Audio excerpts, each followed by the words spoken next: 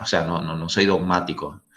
Es algo que lo he pensado y no digo que sí o sí, pero en principio. Pero bueno, perdón, mi idea era escucharlo a ustedes, que me comenten qué les pareció. Si son ustedes los que están haciendo el parcial al fin y al cabo. Sería como las preguntas y respuestas que tiene desde el aula, que son como Claro. la respuesta específica tenemos que poner y después, bueno, evalúa sola el aula virtual o es de otra forma, así con preguntas y le enviamos las respuestas y todo por un Word, Hay porque es varias, distinto. sí. A ver, yo no lo llevé a cabo ni lo conozco, simplemente eh, como es, simplemente eh, o sea, me han comentado, yo no lo he visto y también veo cómo lo hacen en otras facultades. Pero lo que podríamos manejar son diferentes opciones. Tampoco yo le voy a poner una pregunta para que ustedes eh, tengan que recordar de memoria o algo ajustado, porque mi forma de enseñar no es positivista, digamos, apunta a la reflexión, más en un contexto de no presencialidad, donde cada uno puede andar buscando un libro u otro, a ver dónde pego lo que justamente coincide, o sea, eso no tiene mucho sentido. Pero sí este sistema que, por ejemplo, en el caso de que hay preguntas que son de múltiple choice que son reflexivas. Es decir, yo he hecho a lo largo de mi carrera como docente preguntas con múltiple choice que, aunque ustedes no crean, les hace pensar. Eh, esa puede ser una opción. La otra opción sí, habría que ver si yo puedo alzar preguntas, ustedes las contestan, digamos, y que tenga un sistema más corto. Por ejemplo, le alzo en el aula el parcial y tienen un lapso en el día, una cantidad de horas, y ya las alzan y bueno, se agiliza todo el tema, ¿no? Eh, no lo tengo definido la metodología, pero lo que me parece es que también pedirle un trabajo que derivó en 6, 7 páginas en la mayoría, es demandante para ustedes y lo someto a algo que los complica, que es la redacción. Porque en realidad donde yo veo que se complican es a la hora de redactar, digamos, eh, que no lo hacen, digamos, de manera automática en un segundo, ¿no?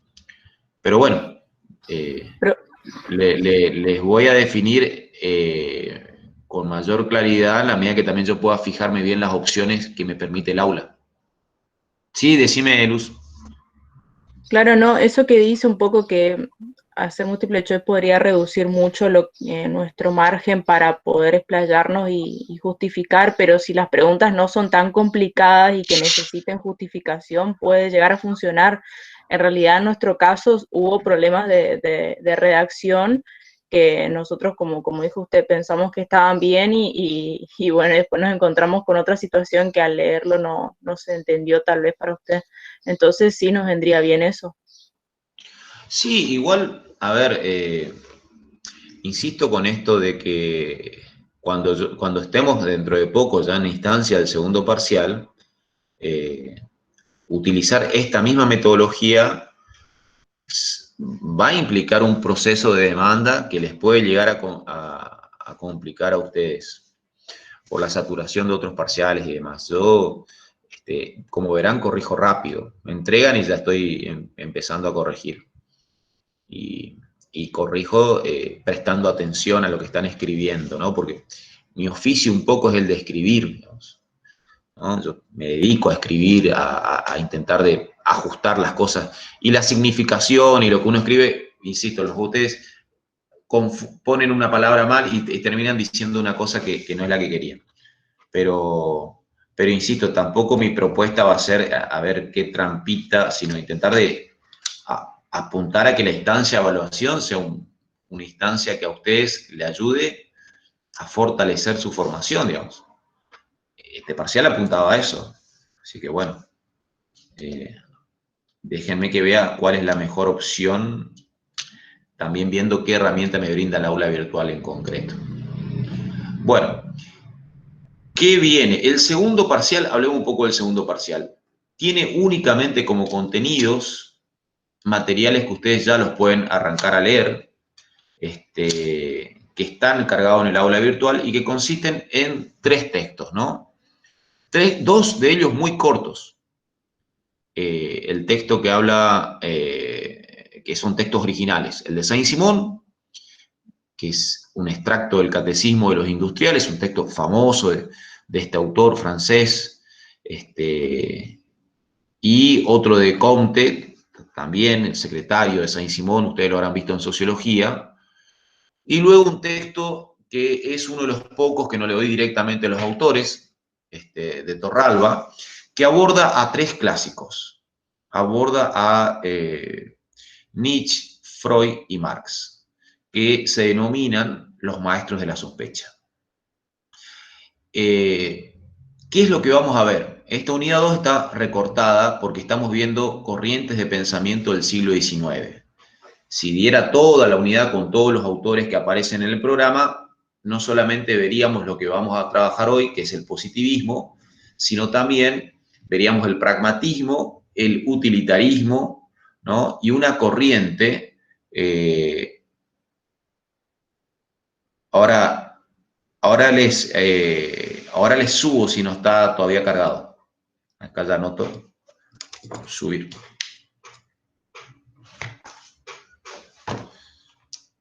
Bueno, en el programa que ustedes tienen que pegarle una mirada siempre,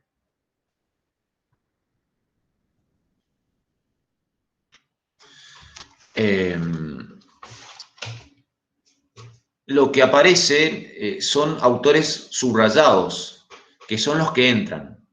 En el programa aparecen en la unidad 2 otra bibliografía con otros autores, pero solamente entran los subrayados. Eso ya le había explicado en su momento. Y acá los subrayados son, como les dije, Saint-Simon, Comte y Torralba, que toma a los llamados maestros de la sospecha. Si yo trabajara con el programa completo, veríamos también al utilitarismo, al pragmatismo, y a una escuela alemana donde aparece otra vez Weber y otros autores como Simmel, ¿no? ¿En qué coinciden? Yo le puse un título, ¿no? Ahí a esas corrientes. A la idea del individuo ligado al mercado como campo de veredicción, que es un concepto de Foucault, ¿no? Foucault está planteando en su etapa ya madura, a partir de 1980, sobre todo el nacimiento de la biopolítica, que es un curso del Collège de France, está pensando que en la sociedad moderna el capitalismo construye un nuevo orden que es el mercado, pero no el mercado solamente como lugar de transacción, sino también el mercado como lugar de la verdad. En el mercado se están construyendo verdades y se están sometiendo los discursos a contralor. Y ustedes dirán, a ver, ¿cómo se puede pensar eso de una manera más clara?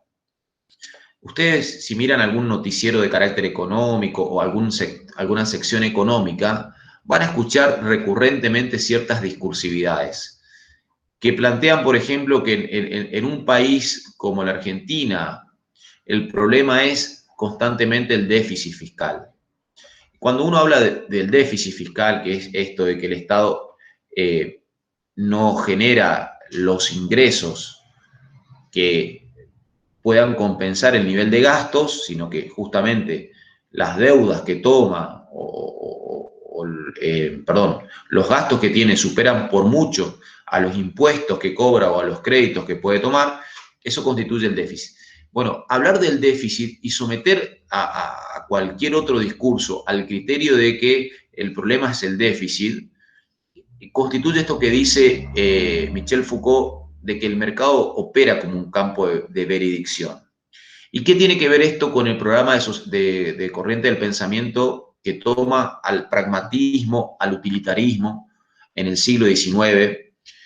Que justamente estas discursividades, estas corrientes de pensamiento, están fundándose sobre la idea de que el mercado es el ámbito natural donde el ser humano se constituye, ¿no? Entonces, estas corrientes de pensamiento tienen un supuesto, es decir, esto actúa a nivel ideológico, está como una base no vista, que condiciona la forma en que se construyen estas corrientes de pensamiento, que es, digámoslo así, la naturalización del mundo capitalista y del mercado como ámbito de construcción de la verdad. Es un poco lo que vamos a arrancar viendo hoy con el positivismo, porque lo único que vamos a desarrollar, como les dije, va a ser el positivismo. Va a ser importante que ustedes trabajen también en este caso con la filmina y con mi explicación, porque hay elementos que yo voy a desarrollar que no están específicamente en los materiales. El power que les voy a dejar es un power de 31 filminas, o sea que es un PowerPoint un poco extenso, bastante, que contiene elementos, como les dije, que son de otros textos, de otros libros, interpretaciones ya que tienen que ver con análisis y reflexiones que las hago yo como docente y que no aparecen ni en el Catecismo de los Industriales de Saint-Simon ni en el curso de Filosofía Positiva de Augusto Comte. ¿El parcial es individual o en pareja? Sí, en el programa está eso, ¿no? El segundo parcial es nuevamente en pareja y el tercer parcial es individual. Esa es un poco la propuesta. Así que la idea sería que ustedes mantengan la persona con que hicieron, de ser posible. En caso de que surja un inconveniente, bueno. Bien, entonces esa explicación es importante. Yo arranco compartiendo un ratito la pantalla, a ver si podemos.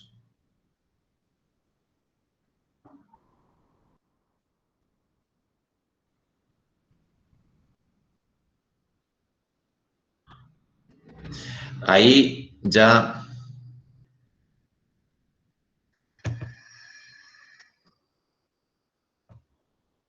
les contesto lo que me están preguntando.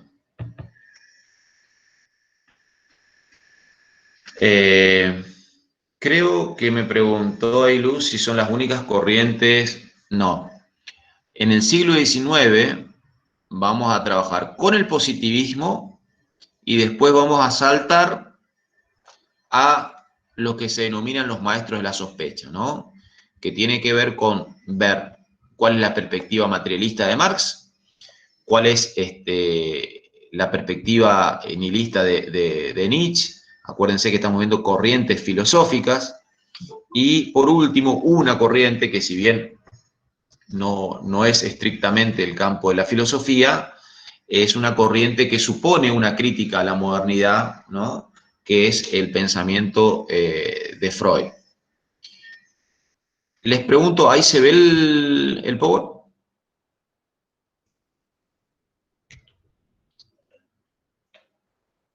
Sí, ¿Me alcanzan a ver?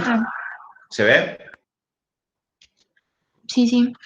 Llega con mucho delay, me parece, lo que estoy diciendo, ¿eh? Bueno. El positivismo. Acá hay dos autores.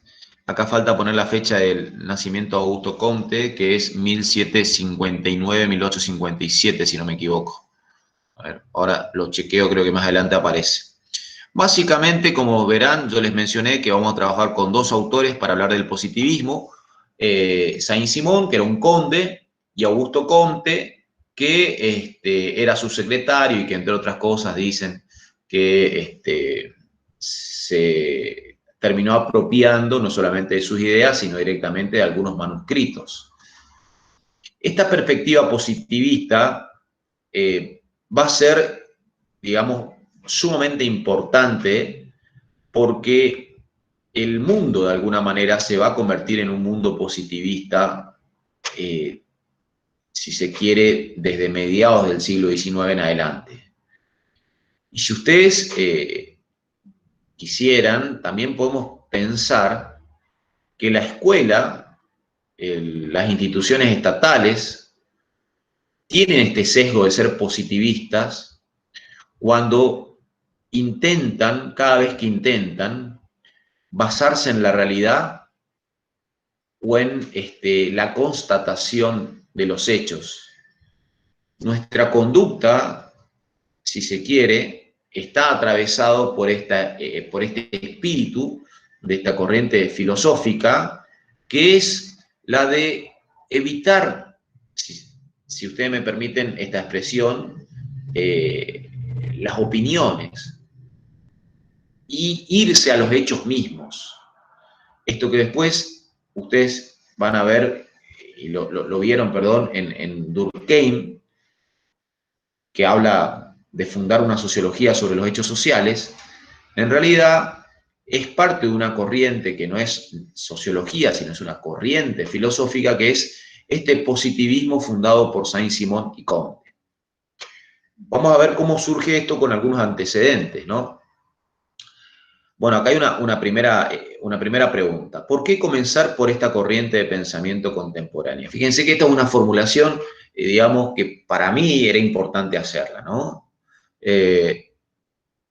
Hay una cuestión acá que es que si hablábamos de que el capitalismo es la matriz, el marco en el cual emergen corrientes de pensamiento en la modernidad, hay una, o sea, que está totalmente ligada a esa matriz, que es el positivismo, ¿no? Ya vamos a ver, y sobre todo esta idea de la industria, el capitalismo industrial, y de la industria como signo o como sinónimo de avance. Fíjense que yo puse acá en la tercera frase, no solamente describe a esta sociedad industrial, sino que se identifica con la misma. Bueno, ¿qué significa esto? Significa que tanto Saint-Simon como Comte no solamente describen, no solamente explican en qué consiste esta nueva sociedad y este nuevo mundo, sino que desde una posición filosófica, que es a la vez una posición ideológica, entienden que ese mundo capitalista, esa sociedad industrial, es sinónimo de progreso y es lo que le depara el destino a la humanidad, ¿no? Hay otro elemento también muy fuerte, que lo vamos a mencionar un poquito más, vamos a reiterarlo un poquito más adelante, que es que todo el positivismo tiene que ver con esto de cómo hacemos para alcanzar un conocimiento científico y para dejar de lado aquello que sea pseudociencia, ¿no? Por eso, obviamente, estamos en una corriente de pensamiento, que es una corriente de pensamiento que tiene un origen fuertemente ligado a la filosofía, pero que está pensando que la filosofía tiene que derivar en una especie de ciencia social a la que Comte le va a denominar más adelante sociología. Es decir, si bien su pensamiento es más amplio, apunta a crear, incluso en algún momento dice Comte específicamente, física social. Así como hay una física para comprender el mundo de la naturaleza, bueno, tendría que haber una física que explique cómo funciona, por medio de leyes, el mundo social en el que están viviendo. Sobre todo porque tienen la necesidad de comprender qué es ese caos que está sucediendo en el mundo XIX. Háganse ustedes una idea de que de alguna manera toda la sociedad campesina tradicional, no es que no existían ciudades, sino que la vida en las ciudades va a ser enormemente agitada a partir de la revolución industrial, que ellos están viendo de manera incipiente, ¿no? Es decir, tanto Comte, que vive más tiempo, perdón, es más reciente, va a estar llegando hasta 1857, si no me equivoco, y Saint-Simon, que fallece unos 20, 30 años antes, lo que están viendo ante sus ojos es el espectáculo de cómo ciudades tranquilas, que tenían un régimen de comercio, digamos, estático en el tiempo, se ven enormemente transformadas por la convulsión de convertirse en ciudades industriales. Bueno, el otro punto, entonces, es lo que dice acá el Power, de que establecen una conexión necesaria entre conocimiento y la organización del mundo. Es decir, tanto Saint-Simon como Comte creen que el conocimiento científico no es solamente para hacer adelantos técnicos, no es solamente para crear la máquina de vapor, no es solamente para desarrollar nuevos conocimientos sobre el mundo de la física o la astronomía, sino que también tiene que permitir establecer nuevos parámetros para la organización social. Va a fomentar, a su vez, una serie de desarrollos políticos e institucionales, entonces, orientados por este lema, que es la idea de orden y progreso. Freno acá un poquito y les pregunto a ustedes, ¿qué tienen, si me quieren así comentar por arriba, qué tienen ustedes como presente de Comte en este momento y de Saint-Simon? Probablemente más de Comte que de Saint-Simon.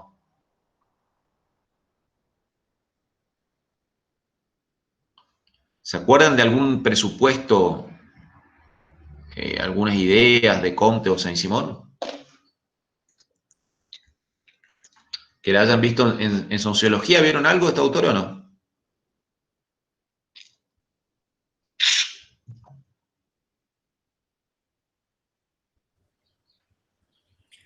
Profe, yo hablo por mi parte, yo no recuerdo haber trabajado con estos dos autores. Ajá, ajá, bien. Pero, sí, bien, entiendo. Durkheim sí lo vieron en sociología, obviamente, pero de Comte no se acuerdan si lo trataron o hubo alguna mención muy por arriba, quizás. Comte en teoría. Bueno, está bien, era solamente para saber si estaba claro el método científico positivista, claro, sí.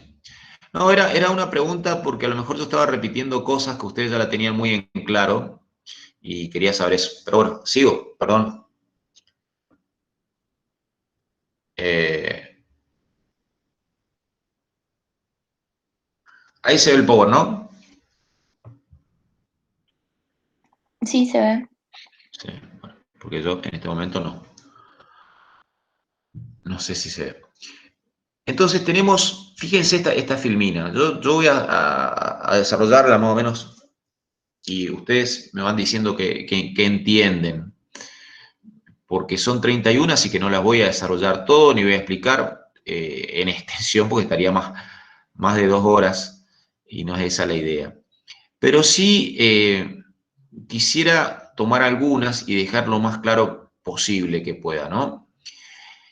Fíjense, esta Firmina dice que el positivismo tiene como esto sería un gran postulado, o un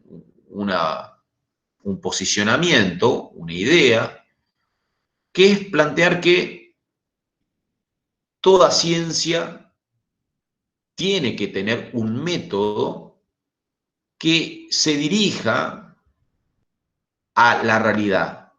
Pero bueno, esto no nos dice nada. Pero sí va a ser importante porque esa realidad tiene que ser fáctica, ¿no? La palabra fáctica viene de una frase factum, que significa justamente los hechos, las cosas, lo que está ahí, ¿no? Entonces, el positivismo está pensando que para que haya ciencia tiene que haber un método de comprobación, un método que se dirija a los hechos.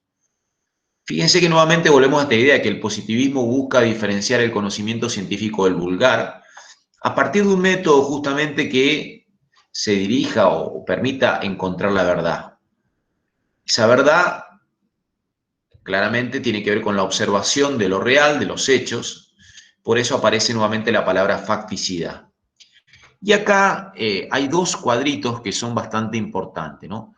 Dice, plantea un monismo metodológico. Es decir, no pueden haber tantos métodos, no pueden haber diversos métodos, sino que tiene que haber un método que sea común a todas las ciencias, ¿no? Y ese método es el que nos tiene que permitir alcanzar la verdad. Y ese método, ahí aparece un cuadrito más chico que lo describe muy de manera muy general, tiene que ver con verificar en los hechos, ¿no? De los principios generales. A ver, verificar en los hechos la formulación, perdón, ahí está mal, es verificar en los hechos la formulación de principios generales por medio de la inducción. Yo voy a decir de una manera también bastante rápida qué consiste esta palabra inducción. A diferencia de la deducción, que es partir de un principio, de una teoría, y luego ir a la realidad a ver si esa teoría se comprueba, por ejemplo, yo puedo decir como teoría que el calor dilata los cuerpos. Es una ley, digamos, ligada a la física, pero yo parto de la teoría, el calor dilata los cuerpos. Y luego voy a ver si someto al calor, a una mayor intensidad de calor, perdón, al cobre, al aluminio, y veo qué pasa, ¿no? Puedo especificar esa ley, es decir, dilata los cuerpos metálicos, por ejemplo. Ahora, la inducción, y es lo que está tomando Comte, es diferente, porque la inducción es partir de la observación, coleccionar hechos, si ustedes quieren, para luego sacar una teoría. Es decir, observo que en la naturaleza me aparece un cuervo que es negro, y al cuervo número 1000 digo, no, listo, saco una ley de la naturaleza que dice que todos aquellos animales que sean cuervos son negros. Esta forma de pensar la inducción es la que están utilizando para Comte los científicos desde Newton en adelante, porque parten de ver cuáles son los hechos que son regulares, los fenómenos que se repiten, y a partir de que hay fenómenos que se repiten se pueden formular leyes, ¿no? Desde la ley de la gravedad hasta la ley de la circulación de la sangre, son leyes que se descubren en la modernidad porque hay fenómenos que se repiten, que son observados y que por inducción se sacan esas leyes, ¿no? Entonces, lo que subyace es que Comte y primero Saint-Simon están teniendo como modelo de conocimiento a las ciencias naturales, ¿no? Es decir, cualquier ciencia, dice acá, que aspira a ser ciencia, tiene que tener un método, pero ese método toma como modelo a las verificaciones, a las observaciones que hacen las ciencias naturales. Fíjense que el último párrafo de Power dice, si el objetivo del conocimiento para el positivismo es explicar casualmente los fenómenos por medio de leyes generales y universales, la forma de conocer será inductiva, despreciando, dejando de lado cualquier teoría que no haya sido percibida objetivamente, ¿no? Ahora, acá vamos a ver un poquito cómo ni Saint-Simon ni Comte arrancan de cero. Fíjense que nos vamos a un filósofo que está ya en el origen de la modernidad, en eso que se denomina el Renacimiento, ¿no? Ese corte con el mundo medieval que es el Renacimiento en el siglo XVI, ¿no? Tenemos por un lado a Francis Bacon y por otro lado a otro filósofo más conocido aún, René Descartes, ¿no? Tanto Descartes como Bacon son filósofos que están generando una teoría revolucionaria, si ustedes quieren, respecto al largo periodo medieval donde la filosofía tenía este carácter aristotélico tomista, donde se partía de que el mundo natural era un mundo fijo y estático. En cambio, Bacon y Descartes van a abrirse a la necesidad de estudiar el mundo natural, digamos, de encontrar leyes nuevas que puedan dar cuenta de cómo funciona ese mundo exterior. El Renacimiento justamente está marcado por estas nuevas, este nuevo ímpetu de querer reconocer lo que rodea y la capacidad del hombre de conocer también, ¿no? les decía, el positivismo tiene antecedentes muy fuertes en la figura de Bacon y Descartes. Bacon, particularmente Francis Bacon, critica a Aristóteles porque Bacon considera que la verdad solamente puede ser alcanzada por medio de la experiencia y el razonamiento inductivo. El primero, si ustedes quieren en expresar el método inductivo, ya va a ser acá este autor. Acá voy a hacer una explicación un poquito más compleja. Aristóteles consideraba que la verdad era un acto intelectual donde nuestra razón logra captar la esencia de un objeto o del mundo o de un fenómeno. Entonces, la razón tenía esta propiedad que es, el sujeto tenía esta propiedad que es la razón de alcanzar la verdad, alcanzar lo que él llama un juicio general donde da cuenta de la esencia.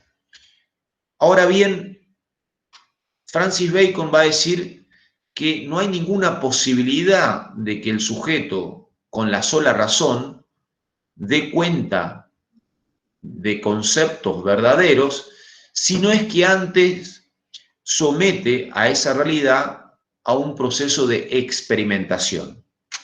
Si no observamos la realidad, si no experimentamos la realidad, si no hacemos luego un juicio inductivo, nunca vamos a estar ni siquiera cerca de un juicio verdadero. Fíjense que Bacon va a diferenciar tres facultades: la memoria, la imaginación y la razón. La memoria le corresponde a la historia, la poesía, la imaginación, va a decir, y solo a la filosofía le corresponde la razón. Fíjense lo que está en el cuadrito, ¿no? Para afirmar una ley de la naturaleza, no solo hay que observar los hechos, sino constatar que se vuelvan a repetir del mismo modo. ¿Qué significa esto? Que lo que está buscando son explicaciones causales. Entonces, para poder decir que un periodo de calor intenso provoca luego una ola de incendios, tengo que observar que esos fenómenos de la naturaleza se repitan. Y solo una vez que se repiten, podemos formular por inducción la ley. Fíjense la importancia que tiene esto que está planteando Francis Bacon en un mundo donde todavía las creencias religiosas, el mundo teológico era totalmente dominante y lo que existía en el mundo era siempre por designio divino. Entonces, Bacon es alguien que está alejándose de ese mundo dominante de carácter teológico. Lo mismo pasa con Descartes, ¿no? Descartes, no sé si ustedes seguramente han tenido alguna lectura, algún conocimiento, yo voy a decir solamente 2 o 3 cositas. En un famoso libro llamado El discurso del método, lo que Descartes dice es que no tenemos seguridad de que nada de lo que conozcamos sea verdadero. Entonces él se propone justamente crear un método para alcanzar la verdad. Ese método implica, entre otras cosas, someter al análisis, descomponer en partes, buscar la verdad de cada una de esas partes, todo lo que se nos presenta ante nuestros ojos, ¿no? Lo que está buscando con ese método es poder dar cuenta de cómo la racionalidad del sujeto puede verdaderamente alcanzar a comprender los fenómenos del mundo. En el fondo, lo que está teniendo como presupuesto Descartes es que hay una relación donde el sujeto y el objeto o el mundo tienen estructuras que pueden acoplarse, es decir, el sujeto tiene la propiedad de dar cuenta de las características de ese mundo objetivo, ¿no? ¿Qué tiene que ver esto que plantea Descartes con el positivismo? En el fondo, a ver, no tan en el fondo, muy visiblemente, mejor dicho, tanto para Saint-Simon como para Comte, la racionalidad humana tiene la potencia de conocer el mundo de manera acabada y de construir un conocimiento cada vez más progresivo. Y un poco Descartes plantea eso, ¿no? Dice en uno de sus libros, creo que eran en Meditaciones Cartesianas, Meditaciones Metafísicas, perdón, dice que el hombre puede someter a todo el mundo de la experiencia a un análisis que permita ir avanzando en el conocimiento de todo lo real. Bueno, esa es una tesis que está en la base del positivismo.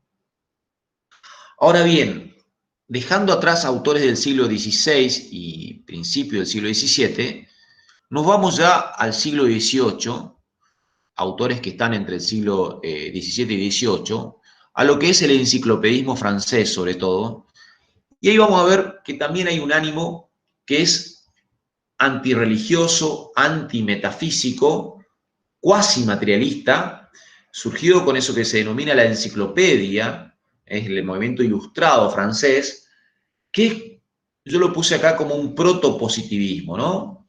Autores como D'Alembert, Turgot, Condorcet, ya plantean elementos básicos que va a aparecer luego en Comte, ¿no?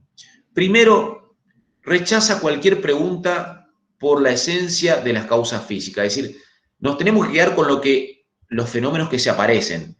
Tenemos que dejar de lado preguntar sobre cuál es la esencia del hombre. Tenemos que ver qué es el hombre de manera contrastable, pero dejar de preguntarnos por la idea del alma como esencia, por ejemplo. La limitación de toda teoría propia de la ciencia es, fíjense esto, establecer relaciones lógico-matemáticas, ¿no? Es decir, poder establecer un razonamiento riguroso, abstracto, que pueda ser estable. La idea de que la matemática es el último soporte en el cual podemos tener la seguridad de alcanzar la verdad, ¿no? Y rechazan toda explicación teológica, metafísica de los fenómenos. Fíjense este último elemento, fe en el progreso continuado, que va a ser lo que vamos a ver luego en el positivismo de Saint-Simon y Comte. Acá ya arrancamos con Saint-Simon. Hago un pequeño corte y les consulto. Esos autores, Bacon, Descartes y autores que se conocen como la enciclopedia o la ilustración, ¿tienen alguna idea? ¿Han podido ejercer alguna lectura o trabajar en alguna cátedra de eso, esos autores?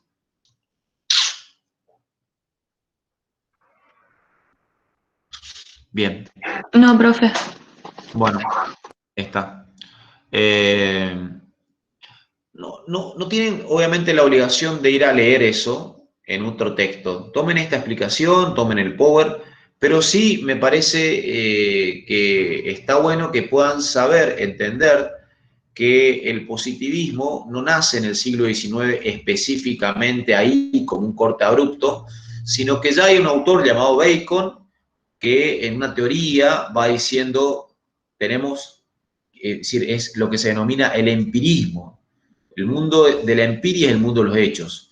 Tenemos que construir conocimiento a partir del mundo empírico. Por eso hay una corriente filosófica que tiene ahí a Bacon como su pilar, que pueden haber otros autores, y que esa idea de ir a los hechos, de observar el mundo empírico, es lo que va a aparecer luego en el positivismo. Y en el caso de Descartes, ya no es, porque Descartes viene de otra corriente que es el racionalismo, que no dice vamos a los hechos, pero sí dice algo que el positivismo toma, que es que la razón humana tiene la potencia de conocer de manera creciente el mundo exterior, tiene la razón humana la potencia de descubrir las estructuras lógicas que operan en la realidad y avanzar analíticamente, y de esa forma también la idea de que la razón humana significa la capacidad de progresar.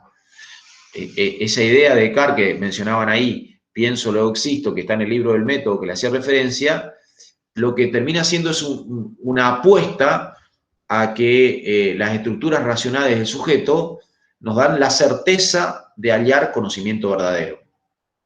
Bueno, ahora sí avanzamos un ratito con Saint-Simon.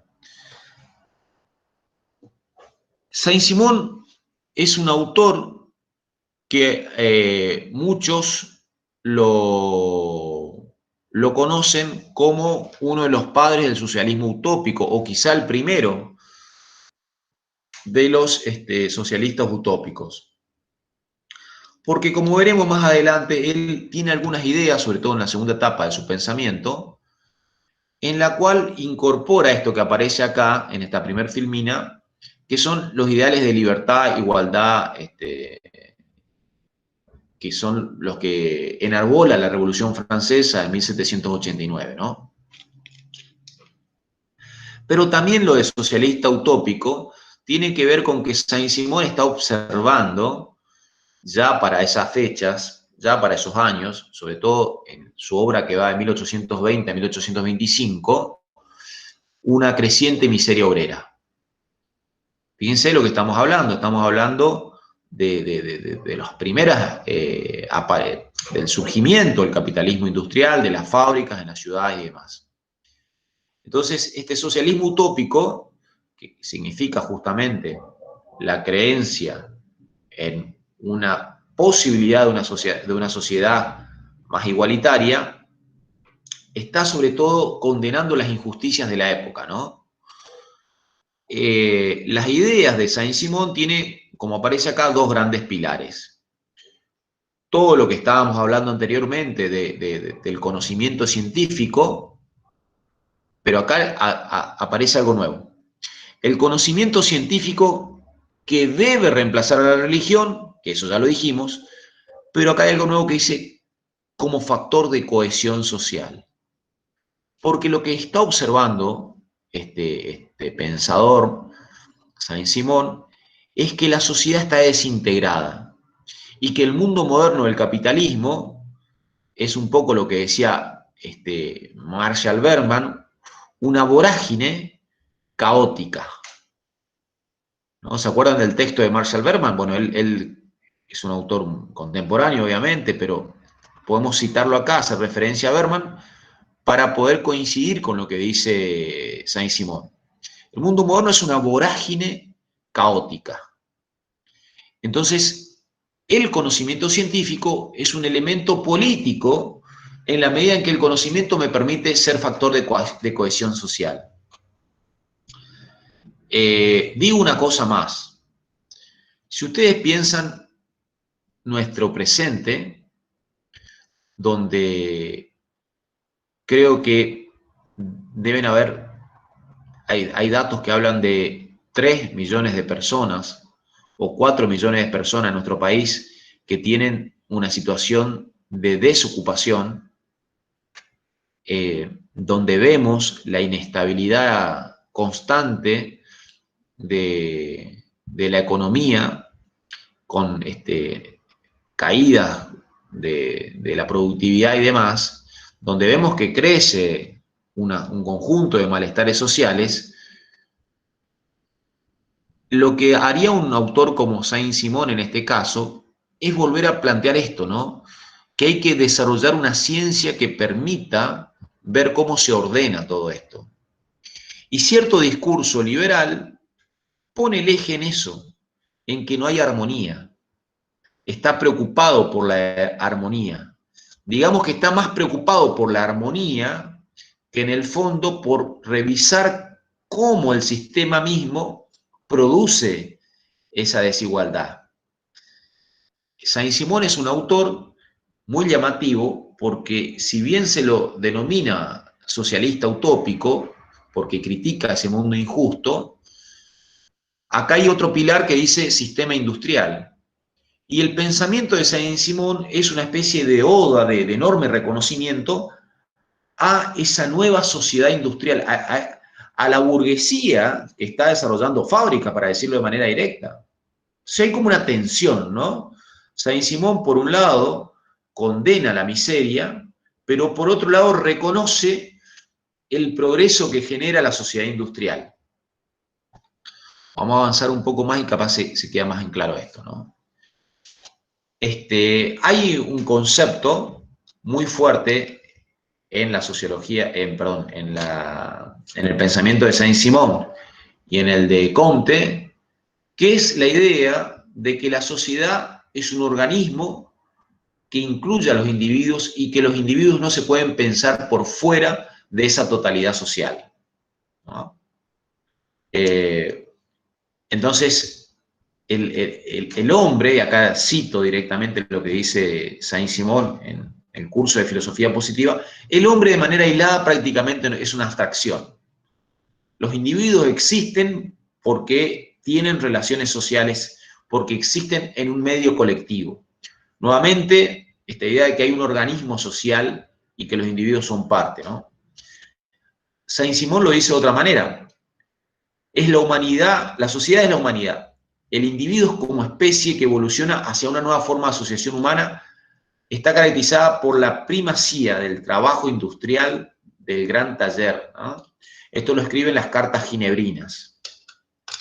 Esto es bastante interesante porque justamente Saint-Simon, primero, cree que la humanidad constituye una totalidad, constituye una entidad que es diferente y que incluye a los individuos, pero que la humanidad está en esta etapa, en la modernidad, caracterizada por la primacía, sería el peso de la industria, del gran taller, ¿no? Fíjense esto, ciencia y organización social tienen que estar unidas, dice Saint-Simon.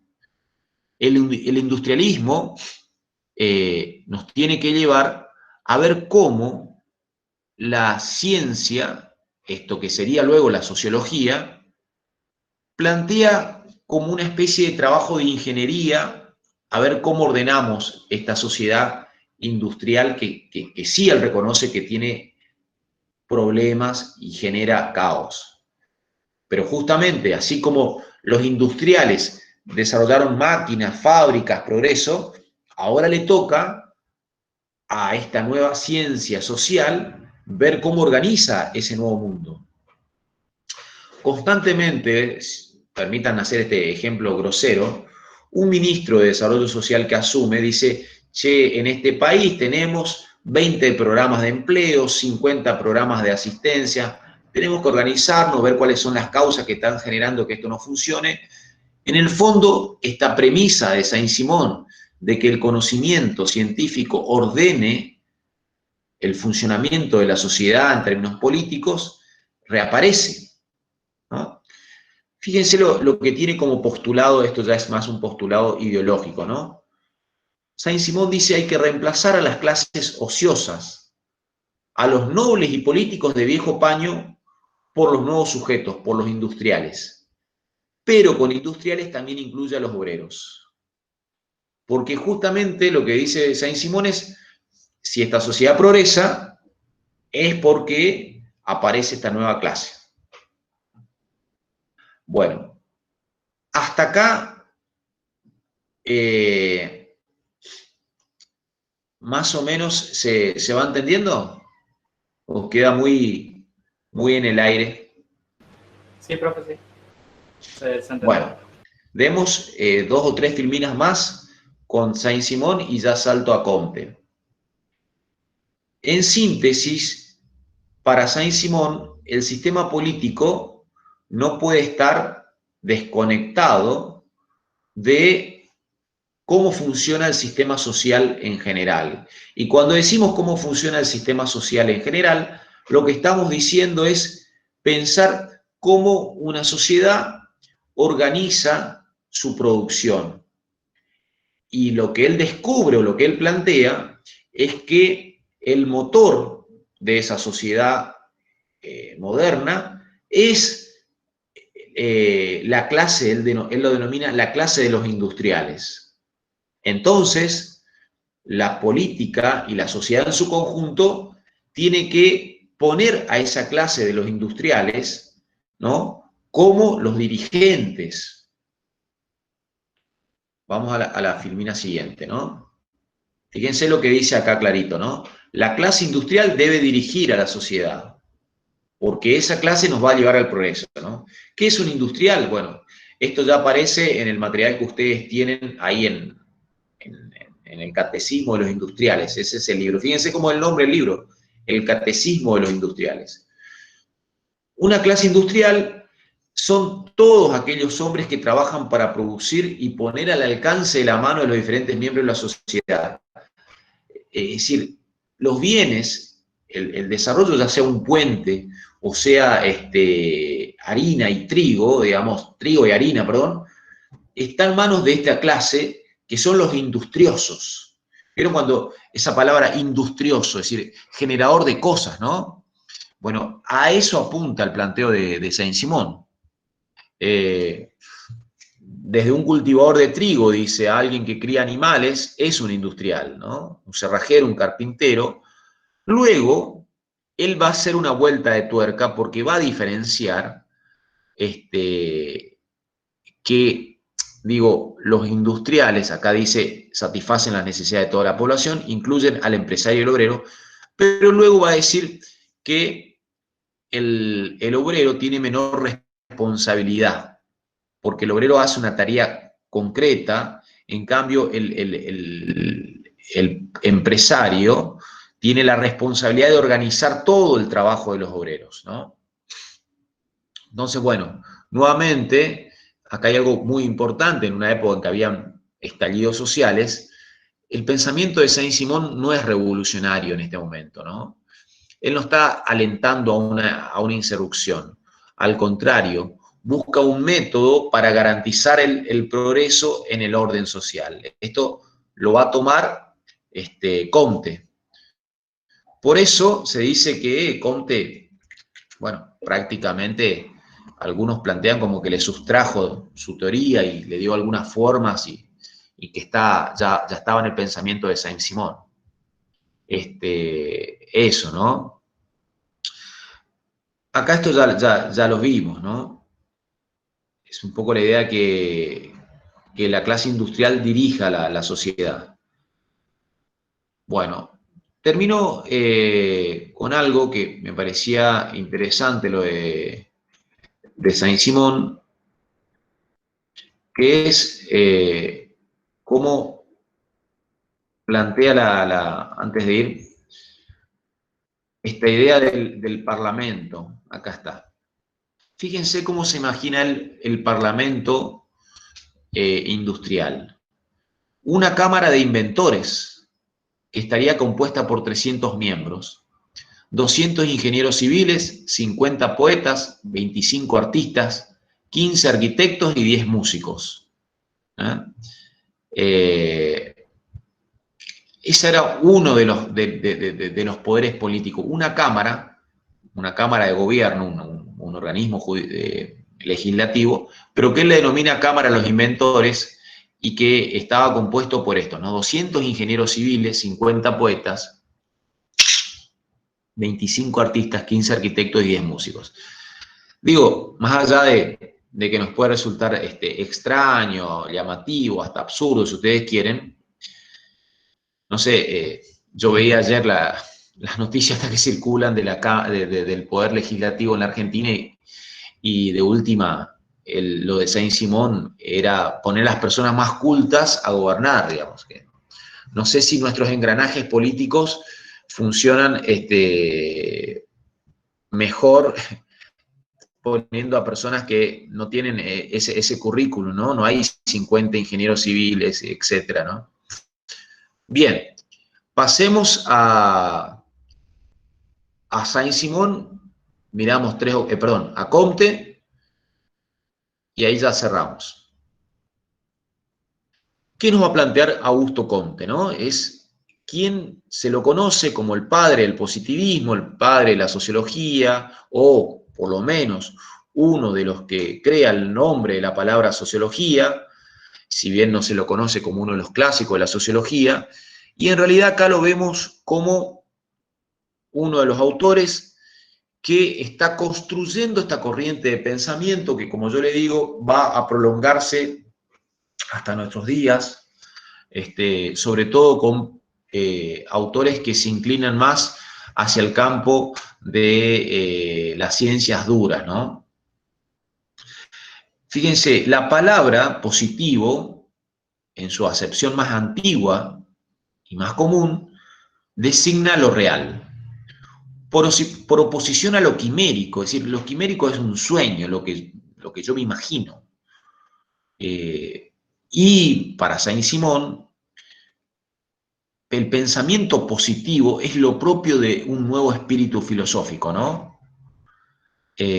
Sobre todo hay que investigar aquello que podemos realmente dar cuenta por medio de nuestra inteligencia y dejar de lado todo aquello que sea producto de la imaginación, ¿no?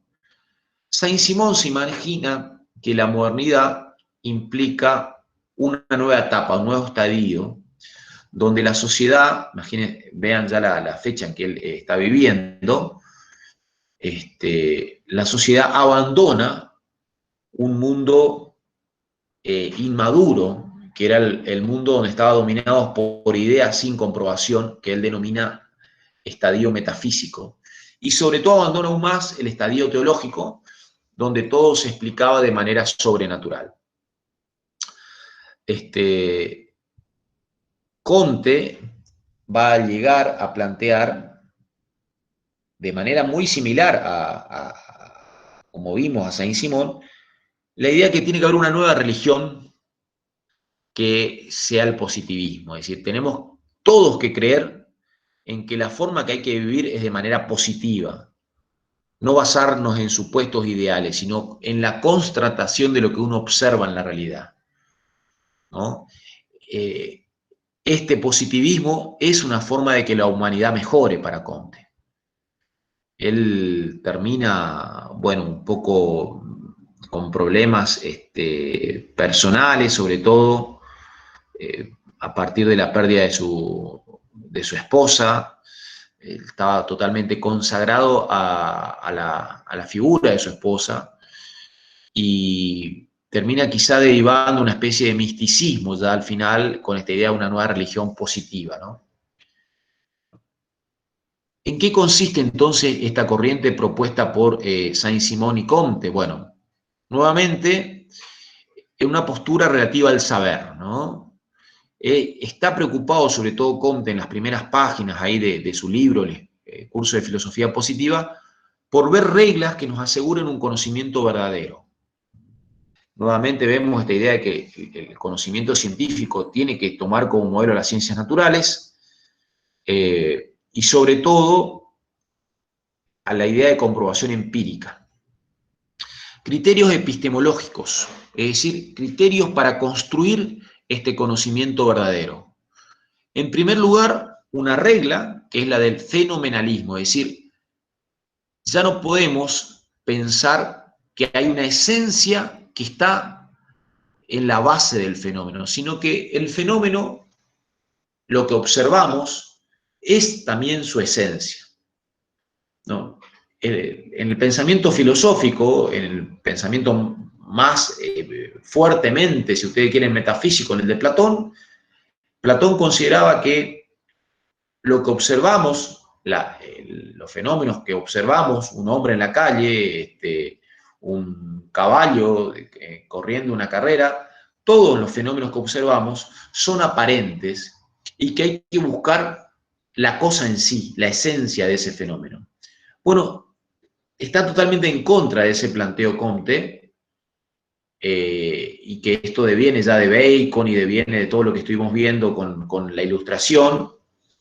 Y lo que hay que hacer es entender que lo único que podemos observar y comprobar son fenómenos y no hay ninguna esencia metafísica, es decir, más allá de la física, más allá del fenómeno, ¿no? Entonces critica a todos los fundamentos filosóficos como la idea de alma.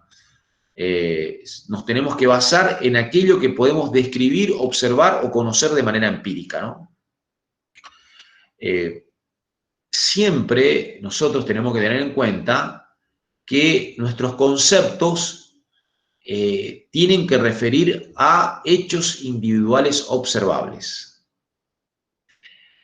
También, como criterio epistemológico,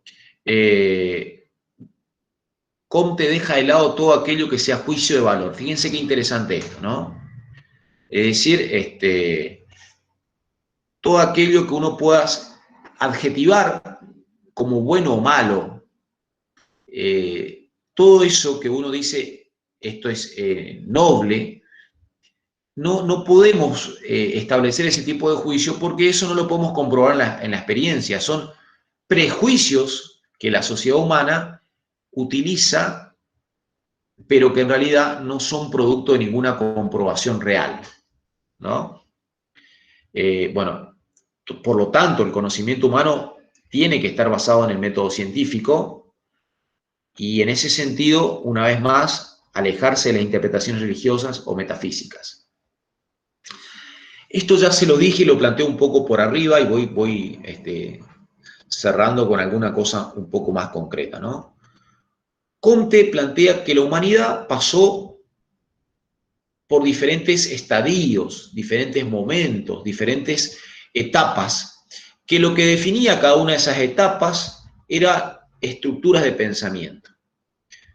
Durante gran tiempo la humanidad estuvo dominada por una estructura de pensamiento que Comte denomina que fue el orden de lo teológico, donde teo, digamos, Dios, se convierte en la fuente de la verdad. Es decir, un mundo que está en lo sobrenatural es la causa para explicar esta realidad en la que vivimos. La fuente de conocimiento es del orden de lo teológico. Claramente eso lo ve Comte como un pensamiento mágico, ¿no? Si ustedes quieren, se prolonga durante todo el mundo medieval todavía un orden teológico, ¿no? Luego viene un pensamiento metafísico, que es propio de los filósofos que especulan con ideas pero que no observan la realidad. También aquí Comte critica, porque como vimos, no hay ninguna comprobación, ninguna observación ni contrastación de hechos. Por último, vamos a el estadio positivo, ¿no?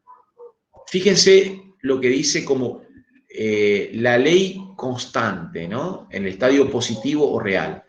Subordinación siempre continua de la imaginación a la observación.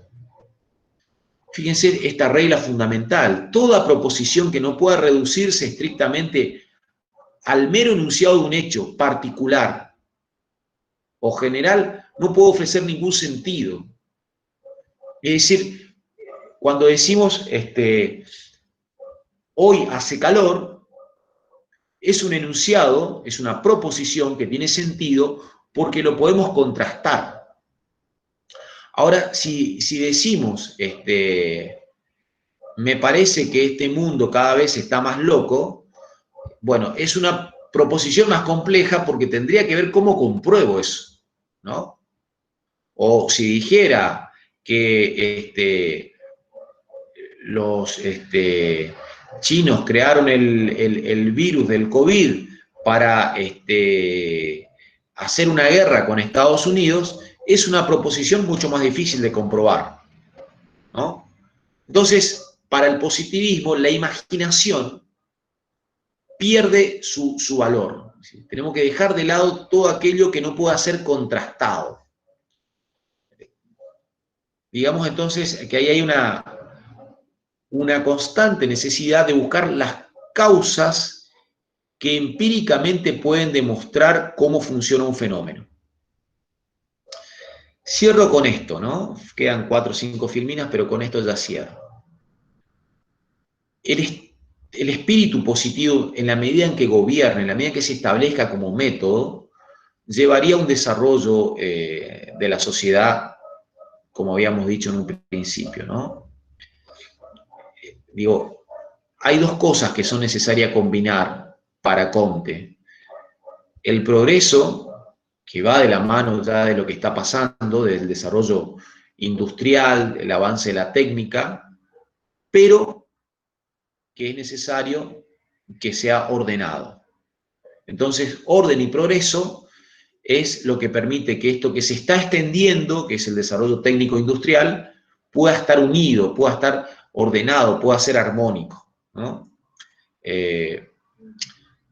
La idea de que la racionalidad no solamente gobierne los adelantos técnicos, sino que también pueda ordenar el mundo desde una perspectiva moral, de una perspectiva de fijar leyes sociales. Es un poco lo que está planteando en el curso de filosofía positiva y lo que aparece en esas páginas que yo se las di para que lean. Ahí también menciona que a esta nueva ciencia que hemos dicho, que es la física social o la sociología, la filosofía se tiene que convertir en esa nueva ciencia y ver cuáles son las leyes sociales que explican cómo nos unimos y cómo evolucionamos, la estática y la dinámica, ¿no?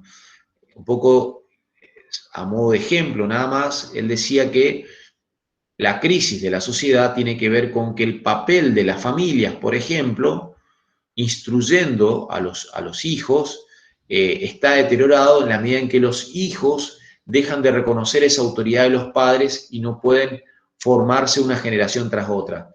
Dice que termina siendo un planteo conservador el de Comte, ¿no? Bueno, hasta acá. Le quedan ahí a ustedes un par de filminas más, como para terminar de clarificar, y lo pueden ir trabajando mejor luego. Esto era un poco lo que le quería desarrollar hoy. Si hay alguna cosa, alguna pregunta, alguna inquietud. Sí, Martín. Ahí ya corto con la clase y lo subo. Mi recomendación es que lo vayan preparando. Sí, no hay problema, Luciano. Nos quedamos un ratito y contesto a los que vayan a rendir. Mi recomendación es que vayan preparando. Mi intención es, obviamente, una evaluación tiene un sentido de comprobación, pero mi intención es que se vayan fortaleciendo a partir de estas clases en la apropiación. Ahí dice en la hoja de ruta y en el programa las fechas de entrega del segundo trabajo práctico. La clase que viene ya vamos a charlar un poco también sobre ese texto. Vamos a hacer un tiempito, 10, 15 minutos, y ya le vamos a destinar a eso.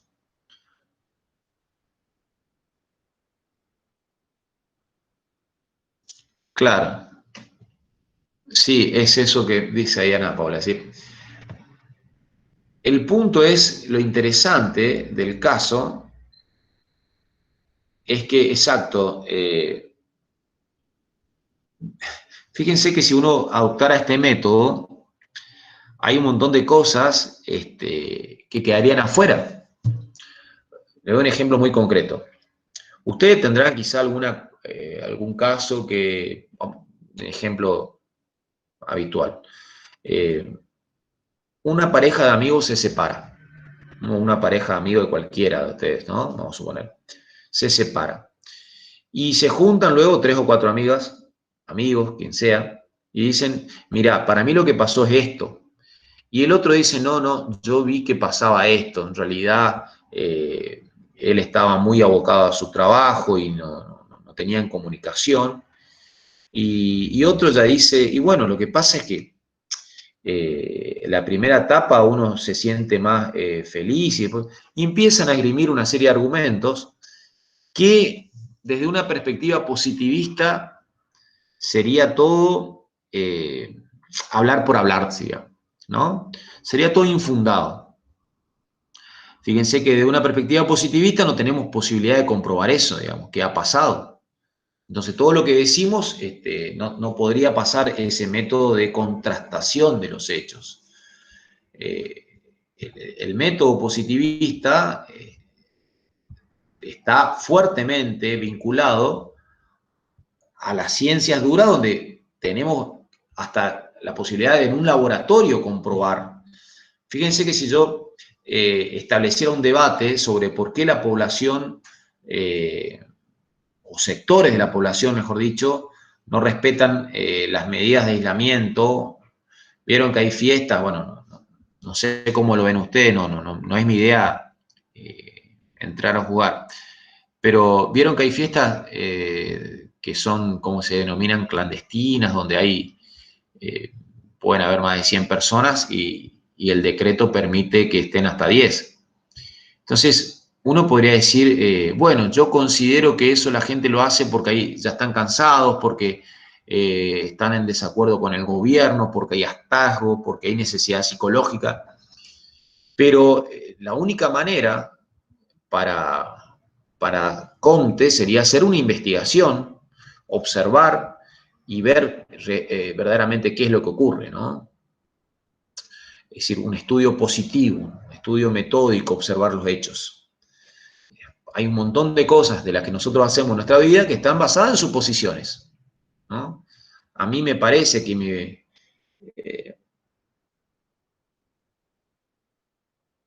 claro, eso. Más que ahí lo que dice Martín, más que como tendría como una síntesis, como una superación. Esos estadios eran previos. Pero lo importante hoy es que mientras más científica sea nuestra conducta, la sociedad se organice de manera científica, menos problemas va a haber. Creo que en China hay un experimento de ver cómo se pueden adecuar los semáforos a partir de que hay unos detectores de los flujos de movimiento de los autos en la ciudad. Entonces no es que el semáforo está todo el tiempo en verde durante 20 segundos, en rojo fijo, sino que, por ejemplo, el semáforo, cuando ve que está enormemente congestionado de un lado, libera, y después el lugar que está menos congestionado libera menos. Sí, ese gobierno inteligente estaría basado en un estudio empírico, positivo del tránsito, digamos. Bueno, un poco esa es la apuesta de Comte, ¿no? De poder observar los hechos y proponer, entender cómo funcionan los fenómenos y desde ahí proponer cómo gobernarlos. Y bueno, básicamente se podría decir que en nuestra vida cotidiana nos basamos en suposiciones.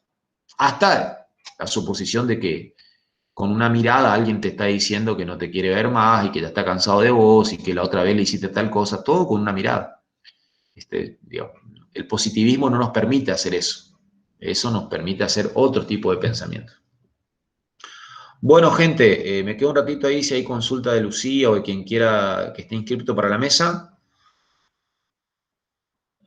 Sí, ahí Gustavo ya tengo anotado, así que está bien. Está bien que me reiteren, ¿eh? Reitérenme porque estoy bastante pasado de sobrecargado. Bueno, gente, cortamos acá. Yo no sé si ustedes saben, pero el viernes que viene no hay clases, porque hay mesas y toda la semana no hay clases. ¿Están al tanto de eso? Sí, profe. Bueno, eso nomás. Saludos a todos, que estén bien. Y cualquier cosa, cualquier duda, estamos en contacto.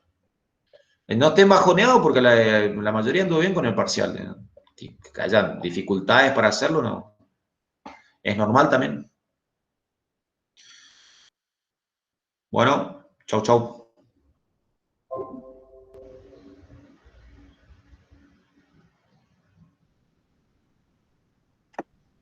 Hola, profe, ¿cómo está? ¿Me escucha? Bien, Lucía. Sí, escucho bien. Todo bien. Lo que está pasando es que en el aula virtual, a mí y a otra compañera, que es Valeria Quinos 2, nos sale la mesa, pero de la carrera Ciencias de la Educación, el examen, en el aula virtual. No sabía eso. Si quiere le muestro la pantalla. Ahí justo se unió Vale. Sí, ¿y por qué no? Hola, profe. Sí. Hola, profe, a mí también me matricularon en Ciencias de la Educación. Miren, ya lo hago. Y tengo otra compañera que también le matricularon ahí. ¿A Martina también, Vale? Sí, miren, a ella también. ¿Saben qué habrá pasado? Bueno, tengo una cátedra yo doy sociología en ciencia de la educación y tengo esta y cuando cargué, porque justamente les pedí que les carguen a ustedes y la gente de extensión de humanidades, no sé, pensó que eran todo de ciencia, pero qué raro porque ellos mismos me crearon el aula de corriente de pensamiento y saben que es de comunicación social. Pero ya me comunico, ya le mando un mail. Yo ¿Y tengo que salir ahora. nuestra aula de comunicación ya está, profe? ¿Sí? ¿Ya ¿La está comunicación las del examen? consignas y eso también? Porque No. El lunes, ustedes cuando entren al aula, yo le voy a dar un plazo de tiempo, un plazo apropiado para la pregunta y ustedes tienen que resolver. Sí, acuérdense que esto es con tribunal y esa es entre comillas, la diferencia y también la responsabilidad para mí de que tengo que hacer un examen que corresponda, ¿no? No puedo dar cualquier cosa en mi examen final. Sí sé que, por ejemplo, tu caso, vos figurás como libre, pero tenés la condición de regular. sí. Pero bueno, hay una instancia que yo le voy si hay alguna consulta de los profes, en la mesa está la profe, creo que Daveta y Aldo Avellaneda. Perfecto. Porque existe la formalidad de que ellos estén presentes ahí, y bueno, yo le tengo que dar pie también a que puedan hacer alguna pregunta si lo requieren, porque no deja de ser Claro, una mesa examinadora. claro, profe, le pregunto cómo va a ser. Sí, Nosotros mandamos el parcial y usted nos va a decir a qué hora nos conectamos o cómo es eso. claro, no, miren, vamos a hacer así. Nos conectamos primero. Eso es a las 17, ¿no? Sí, El Lunes. lunes. Pero a las 17 horas, ¿no? Creo que, si no sí, me sí. equivoco, porque tenemos que respetar el horario que estaba desde siempre. Y creo que es la 17. Sí, a las 17 nos dijo en el mail, profe. Bueno, nos conectamos. Yo le presento el examen, la propuesta de examen final que va a estar cargado en el aula. Ustedes entran, ahí tienen un plazo de tiempo. Ahí ya nos desconectamos porque no nos vamos a quedar en un meet esperando ni nosotros y ustedes tienen que ir a hacer el examen. Ahí le doy un plazo de tiempo para responder a esas preguntas. ¿Cómo es?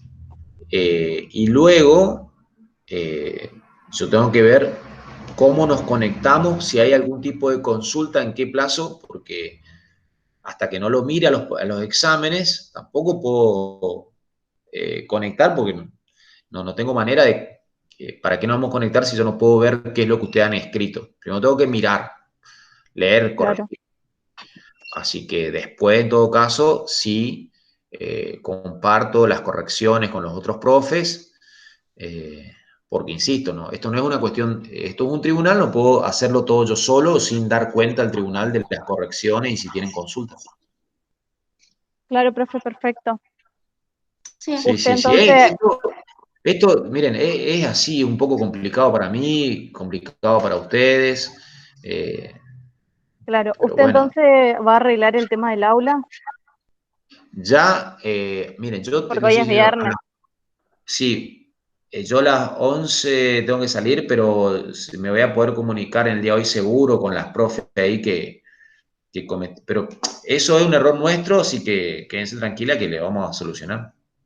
Bueno, Igual, muchas Lucía, vos gracias. tenés mi número, no deje de mandarme WhatsApp, total. Un WhatsApp más, un WhatsApp menos, no me va a dejar menos loco o más loco. Ya, Bueno, profe, sí. así que todo bien. Bueno, muchas gracias, profe. Profe, ¿y cuántas preguntas más o menos serían? Miren, las preguntas, si son puntuales, pueden llegar a ser 5. Pero Ujú. insisto, preguntas puntuales. Si yo le doy una hora, es para que escriban lo acorde a una hora, digamos. ¿Tá? Sí, sí. No, porque tampoco le puedo dar 2 horas por el tema de que a qué hora nos vamos a volver a encontrar y todo. Por eso, yo le voy a dar preguntas para que en el margen de tiempo que tienen lo puedan desarrollar. Yo sé que no le estoy dando una semana para que lo escriban. Así que bueno, Bueno, muchas acuérdense gracias, profe. que entra hasta la unidad 3, ¿eh? Sí, Sí. Bueno, Bueno, bueno, gente, gracias, profe. que sigan bien. Gracias. gracias, profe. Contacto. Chao. Nos vemos. Chao. Hasta luego. Chao, chao.